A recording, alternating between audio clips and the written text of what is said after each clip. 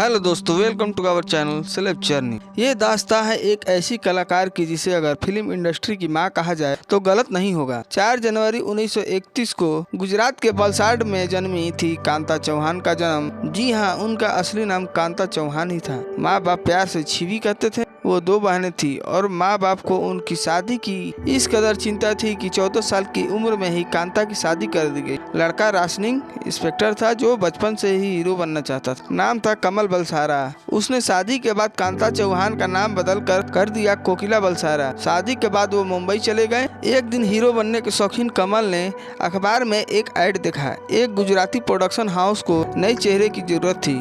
कमल ने भी इंटरव्यू दिए और साथ में कोकिला को भी लेकर गए। सनराइज पिक्चर्स के दफ्तर में जब मूवी रनक देवी के इंटरव्यू के लिए दोनों पहुंचे तो कमल को रिजेक्ट कर दिया गया, लेकिन कोकिला को देखकर उन्हें बिना ऑडिशन या इंटरव्यू के फीमेल लीड रोल ऑफर कर दिया गया। कोकिला की ऐसी कोई तमन्ना नहीं थी, लेकिन पति के जिद करने पर रोल करने के लिए तैयार हो गई।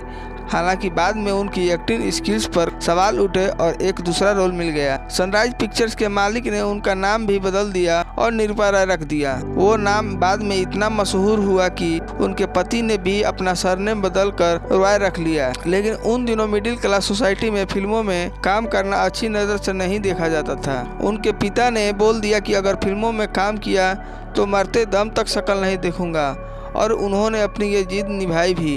वो मर गए लेकिन बेटी से नहीं मिले। हालांकि फिल्म की रिलीज के बाद लोगों ने आलोचना बंद कर दी। निरूपा भी अपनी मां से बिना पिता को बताए मिलती रही, लेकिन अपने मायके कभी नहीं गई। पति के कहने पर उन्होंने बाकी फिल्में भी साइन करनी शुरू कर दी। पहली हिंदी गुजराती मूवी साइन की गुण सुंदरी, लेकिन रिलीज हुई उनकी पहली हिंदी फिल्म थी लाखों में। ये 1947 में रिलीज हुई थी, जिसमें उनके नायक पाकिस्तानी कलाकार कमाल थे। उसके बाद तो निरूपा राय ने वो फिल्में की जो या तो हिंदू धार्मिक पर आधारित होती या ऐतिहासिक किरदारों पर। हर हर महादेव, नाग पंचमी, शिव कन्या, चंडी पूजा, सती नाग कन्या, सम्राट चंद्रगुप्त, कवि कालिदास, अमर सिंह राठौर, रानी रूपमती और रजिया सुल्तान जैसी फिल्मों के बाद वो धार्मिक या ऐतिहासिक किरदारों में टाइप्ड होकर रह गई। ऐसे में उनके कुछ स्टंट मूवी साइन की, सिंदबाद द सेलर और बाजीगर, लेकिन लोगों का उनका स्टंट करना पसंद नहीं आया। फिर उन्हें कुछ सोशल फिल्में भी मिलने लगी थी। हमारी मंजिल, मन का मीत,